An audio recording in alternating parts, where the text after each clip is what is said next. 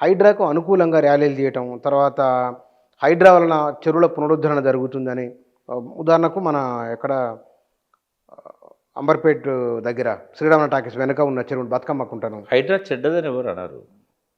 ఇప్పుడు కేటీఆర్ గారు municipal minister ఉన్నప్పుడు కూడా ఆయన కూడా స్పీచ్లో చెప్పిండని చెప్పి అతను యూట్యూబరు ఆయన టెలికాస్ట్ చేస్తున్నాడు అప్పటి ప్రసంగాన్ని.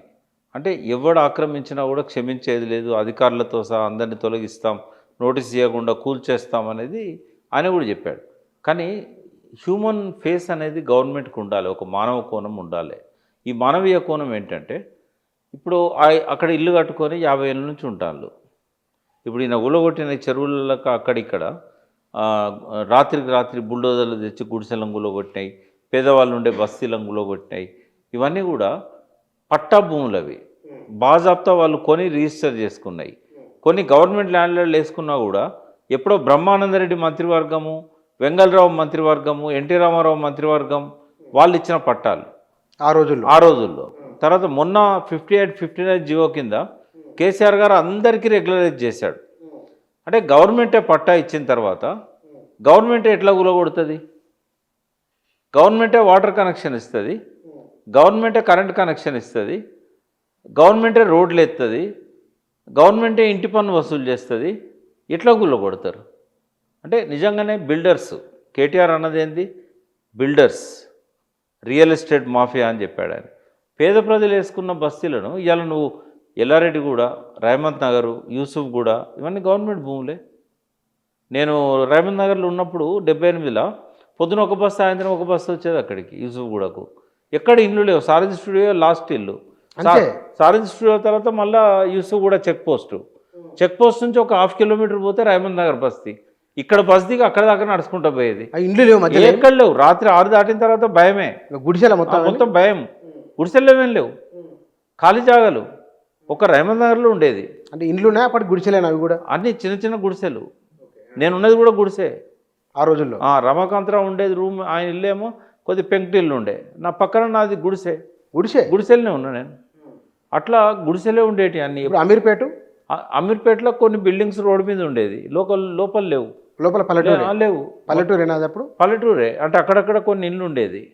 ఇప్పుడు మీరుండే దిల్సునార్లో డిపో తర్వాత సిరీస్ కంపెనీ, మధ్యలో నీకు ఇల్లు లేదు, రోడ్డు లేదు. ఇటు పక్క పోతే సర్వనార్ బస్తీ ఉండేది. మేము ఊరేగింపులు తీసేది అప్పుడు. నేను డెమోక్రటిక్ స్టూడెంట్స్ ఆర్గనైజేషన్, ఒకసారి మాట్లాడుకుందాం హైదరాబాద్ ఎట్లా ఎదిగింది అనేది. బట్ ఇక్కడ మాత్రం ఎల్లారెడ్డి కూడా ఇవన్నీ కూడా ఏంటంటే అప్పుడు అన్నీ గుడిసెలే. అవి తర్వాత రెగ్యులరైజ్ అయినాయి. అవన్నీ గవర్నమెంటే. మరి పట్టాలు ఇచ్చిండ్లు. అంటే చెరువులలో ఏవైతే ఉన్నాయో కొంతమంది చెరువులలో వేసుకున్నారు.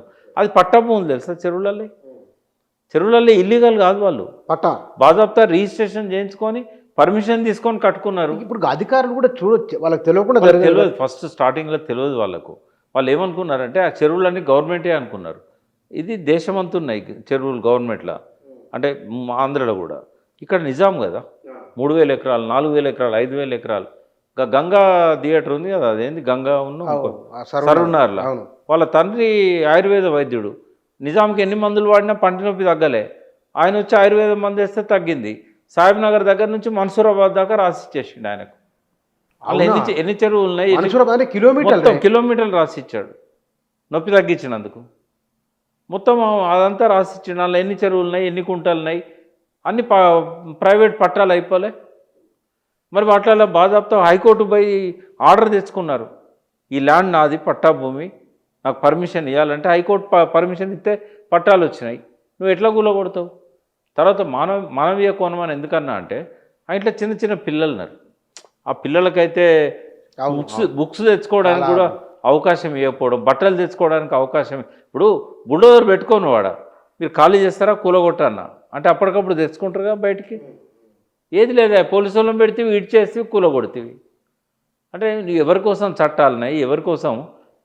వాళ్ళు అక్కడ తిండి లేక, వాళ్ళకు పని చేసుకోవడానికి పనులు లేక, వ్యవసాయం చేసుకోవడానికి నీళ్లు లేక వాళ్ళందరూ వచ్చి ఇక్కడ గ్రామాల నుంచి వచ్చి బస్తీలు వేసుకుంటే ఎట్లా కూలగొడతావు నువ్వు? ఇప్పుడు వీళ్ళ జూబ్లీహిల్స్ వాళ్ళ భయం ఏంటంటే గవర్నమెంట్ భూములలో వాళ్ళు చాలామంది ఇల్లు వేసుకొని ఉన్నారు. వాళ్ళకి 58-59 పట్టాలు కూడా వచ్చినాయి జూబ్లీహిల్స్ బస్తీలలో. మరి రేపు బుల్డోజర్ ఇడికి కూడా వస్తుందేమో. బీఆర్ఎస్ క్యాంపెయిన్లో కూడా టీషర్ట్ల మీద కారు గుర్తును బుల్డోజర్ గుర్తు పెట్టుకొని తిరుగుతాను వాళ్ళు. ఇవన్నీ ఇంపాక్ట్ ఉండవా? హైదరాబాద్ బాధితుల ఆక్రందనలను కేటీఆర్ చూపెడుతున్నాడు కదా. ఇవి మేజర్ రోల్ ప్లే చేస్తున్నాయి. తర్వాత ఎంపతి సింపతి అని రెండు ఉంటాయి. సింపతి అంటే ఏంటంటే అయ్యో 2 సార్లు 3 సార్లు పోటీ చేసి ఓడిపోయాడు, సీమంతాలు చేస్తాడు ఈ పిల్లోడు, ఈయనకు మనం ఓట్లు ఎత్తే బాగుండు అనేది సింపతి. ఓడిపోయాడు కదా. ఎంపతి అంటే ఏంటంటే అయ్యో భర్త చనిపోయాడు, ఎంత పాపం ఎంత కష్టం వచ్చింది ఆ కుటుంబానికి అంటే బాధను పంచుకోవడం, సానుభూతి సహానుభూతి. అంటే ఇక్కడ ఎంపతికి ఎక్కువ లేడీస్ మొగ్గుతున్నారు. కానీ అక్కడ మరి వీళ్ళ చనిపోయిన ఎమ్మెల్యే వాళ్ళ తల్లి వచ్చి ఆమె ఇంకో కాంట్రవర్సీ ఇంకోటి వచ్చింది కదా. అంటే తల్లి ఇది పర్సనల్ ఇష్యూ. అది కూడా పబ్లిక్ ఎఫెక్ట్ ఏమైనా ఉంటుందా? తల్లి ఏమంటుంది, తల్లి నాతో కొడుకు బాగానే ఉన్నాడని చెప్తున్నది. కోడలికి ఆమెకు పంచాయతీ అంటే పెద్ద కోడలికి ఏమి ఇస్తలేదు అని. ఆ పెద్ద కోడలు ఎవరో ఇప్పుడే రంగంలోకి వచ్చింది. ఆమె ఎక్కడో చెన్నైలో ఉంటుంది, కొడుకు అమెరికాలో ఉంటాడు. దాదాపు ఒక 30 ఏళ్ళుగా సంబంధాలు లేవు వాళ్ళ కుటుంబానికి, 25-30 ఏళ్ళుగా. గోపీనాథ్ భార్య పిల్లలు మనకు తెలుసు, వాళ్ళు ఆ ఇంట్లోనే ఉన్నాడు గోపీనాథ్. లాస్ట్ ఆయన ఎమ్మెల్యే ఎలక్షన్ అయినప్పటి నుంచి కానీ అంతకంటే 15 ఏళ్ళ ముందు నుంచి కానీ వాళ్ళతోనే ఉన్నాడు. ఆ కుటుంబంలో ఆయనకు ఒక 3 పిల్లలు ఉన్నారు, కొడుకు ఉన్నాడు, 2 పిల్లలు 3 పిల్లలు ఉన్నారు. ఈమెకు సునీతకు ఆమెనే క్యాండిడేట్గా చూస్తాం కదా మనం, ఆమెనే భార్యగా చూస్తాం కదా. లీగలా ఇల్లీగలా అనేది కోర్టు చూసుకుంటుంది. వాళ్ళకి ఏమైనా ఆస్తి పంచాయతీలు ఉంటే కోర్టు చూసుకుంటుంది. ఇప్పుడు రాజకీయ వారసత్వం అనేది ఎవరితో, గోపీనాథ్ భార్యగా ఆమె గుర్తింపు వచ్చింది, ఆమె పిల్లలు ఉన్నారు, ఆ ఇంట్లోనే ఉన్నాడు గోపీనాథ్ 25 ఏళ్ళ నుంచి. కాబట్టి ఒకవేళ పార్టీకి ఒక పాలసీ ఉంది, చనిపోతే వాళ్ళ కుటుంబంలో ఇవ్వాలని, ఆమెతోనే ఉన్నాడు కదా ఆయన. ఆమెకు టికెట్ ఇచ్చారు. ఇదేమన్నా పెద్ద ఆమెను చెన్నై నుంచి తీసుకొచ్చి టికెట్ ఇవ్వాల్సి ఉండేనా? కాబట్టి అది నాన్ ఇష్యూ. అంటే ఎప్పుడు కూడా గుర్తుపెట్టుకో, చెల్లని రూపాయికి గీతలు ఎక్కువ ఉంటాయి. ఇక్కడ రేవంత్ రెడ్డికి ఎట్లా కౌంటర్ చేయాలనో తెలుస్తలేదు. అందుకని ఆయన సొంత టీవీ ద్వారా దీన్ని బయటికి తీసుకొచ్చాడు. సొంత టీవీ అంటే అదే వాళ్ళ పార్టీకి టీవీలు ఉంటాయి కదా, ఎవరి పార్టీకి వాళ్ళకు ఉండవా? బీఆర్ఎస్కు టీ న్యూస్ లేదా? ఆయన కూడా ఒక టీవీ ఉన్నది ఛానల్. ఏ పేరు నేను కూడా పోతా కదా అప్పుడప్పుడు, పేరు ఎందుకు చెప్పాలి నేను. అయితే ఆ ఛానల్ ద్వారా ఇది ఫస్ట్ బయటకు వచ్చింది. వాళ్ళు ఎంకరేజ్ చేస్తున్నది కూడా వాళ్ళే. అంటే ఒక నాన్ ఇష్యూని తీసుకొచ్చి ముందర పెట్టడం ఎందుకు అంటే, ఇష్యూస్ లేవు కాబట్టి, ఏం మాట్లాడాలో తెలుస్తలేదు కాబట్టి. నిన్న ప్రెస్ మీట్ మీరు చూశారు. అంత ఫ్రస్ట్రేషన్ ఎందుకు రేవంత్ రెడ్డికి అంటే, ఓడిపోతాడనే ఒక మెసేజ్ జనంలోకి వెళ్ళిపోతుంది. వెళ్ళిపోతే ఏమైందంటే న్యూట్రల్ ఓటర్స్ మీద దాని ప్రభావం చాలా ఉంటుంది. కొంతమంది ఉంటారు, నేను గెలిచే పార్టీకే ఓటేస్తా, లాస్ట్ మినిట్ దాకా చూస్తా, ఏ పార్టీ గెలుతుంది అనుకుంటే గదానికే ఎత్తారంటే వాళ్ళు ఉంటారు. ఆలోచన ఉన్నది. కానీ ఇక్కడ మనం 2023 డిసెంబరు అసెంబ్లీ ఎన్నికల రిజల్ట్ సందర్భంగా మనం మాట్లాడుకున్నది, భారతీయ జనతా పార్టీ రాబోయే రోజులు పెరగబోతున్నది అని అనుకున్నాం. ఎగ్జాక్ట్లీ. కానీ ఇవాళ మీరు చెప్తున్నది ఏమిటంటే, అది ఎన్నికల ప్రచారానికి ముందు 10% ఉన్నది, వీళ్ళు ప్రచారాలకు వచ్చినాక అది 3 తగ్గిందన్నారు. బై ఎలక్షన్లో ఇద్దరు కూడా, రేవంత్ రెడ్డి కానీ బండి సంజయ్ కానీ, దీన్ని పోలరైజ్ చేయడానికి చాలా ప్రయత్నం చేశారు.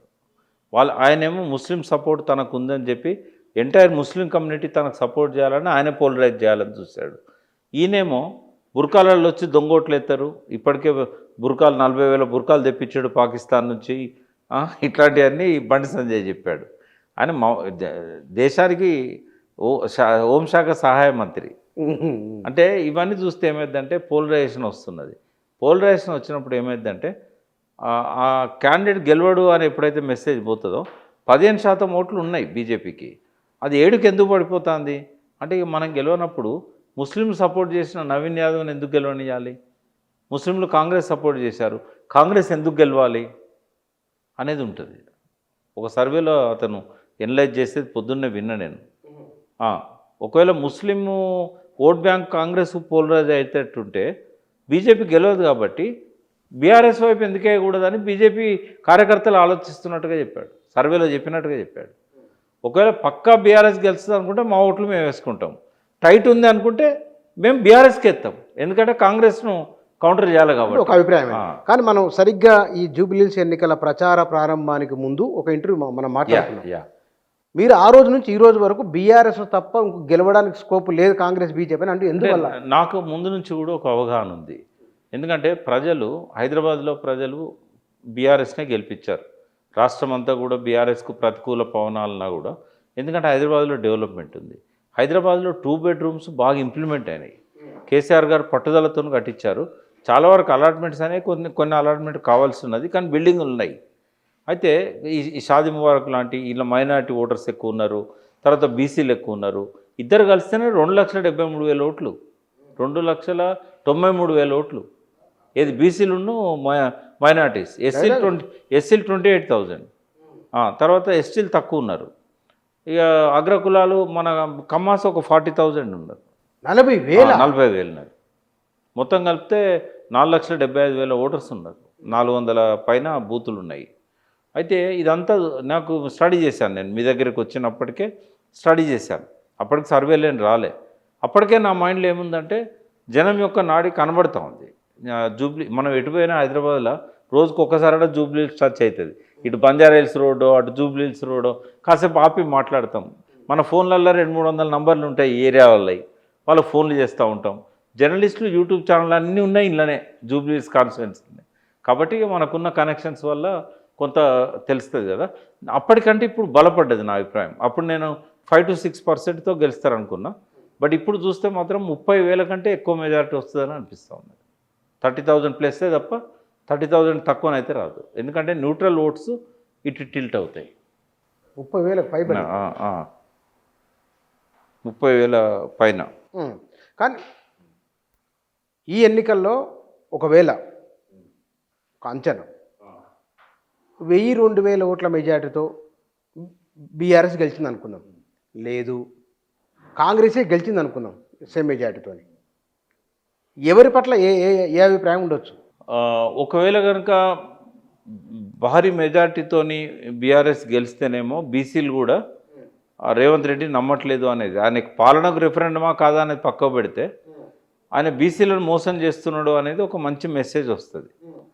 ఏది రేవంత్ రెడ్డి క్యాండిడేట్ బీసీ అయినా కూడా గెలవకపోతే ఆ మెసేజ్ వస్తుంది. 1,000-2,000తోనే వచ్చిందనుకో, ఇది మా లాస్ట్ పోల్ మేనేజ్మెంట్ వాళ్ళకి గెలిచారని అనుకోవచ్చు. ఎందుకంటే పోల్ మేనేజ్మెంట్ ఒక్కటే రేవంత్ రెడ్డిని ఇప్పుడు కాపాడేది, ఇంకా వేరే ఏది లేదు. ఇప్పుడు ఆల్రెడీ ఏ సర్వే ఆయన పెట్టుకున్న సర్వేలు కావచ్చు, ఆయన ఇంటెలిజెన్స్ వాళ్ళు కావచ్చు, ఇంటెలిజెన్స్ వాళ్ళు ఇచ్చిన రిపోర్టు 11% బీఆర్ఎస్కి అనుకూలంగా. ఇంటెలిజెన్స్ వాళ్ళు రేవంత్ రెడ్డికి ఇచ్చిన రిపోర్టు 11%. తర్వాత వాళ్ళ ఛానల్స్ వాళ్ళకు సంబంధించిన వాళ్ళ సర్వే ప్రకారం ఏంటంటే 15 to 16% కూడా వాళ్ళు కాంగ్రెస్కు దగ్గర వాళ్ళు ఇస్తున్న సర్వే రిపోర్ట్స్. అయితే ఇండిపెండెంట్గా సర్వే చేస్తున్న వాళ్ళు మాత్రం 17% వరకు కూడా బీఆర్ఎస్కి ఇస్తున్నారు. అంటే ఇక్కడ మెజారిటీ ఎంత అనేదే క్రైటీరియా. బీఆర్ఎస్ అయితే 15,000 నుంచి 30,000 మధ్యలో మాకు వస్తుందని చెప్తున్నారు. అంటే కాన్ఫిడెన్షియల్గా వాళ్ళు మాట్లాడేది. మాలాంటి వాళ్ళ అంచనా ప్రకారం ఏంటంటే చాలా ఎలక్షన్లు చూసాం మనం. అయితే మనం అలా కొట్లాడము, ఒక పక్కకు నెత్తికేసుకోం కాబట్టి కొంత బ్యాలెన్స్ ఉంటుంది. కాబట్టి కొంత యథార్థంగా ఆలోచించినప్పుడు న్యూట్రల్ ఓట్స్ను పరిగణలోకి తీసుకుంటే మినిమం 30,000 లీడ్ ఉంటుంది అనేది అనిపిస్తూ ఉన్నది.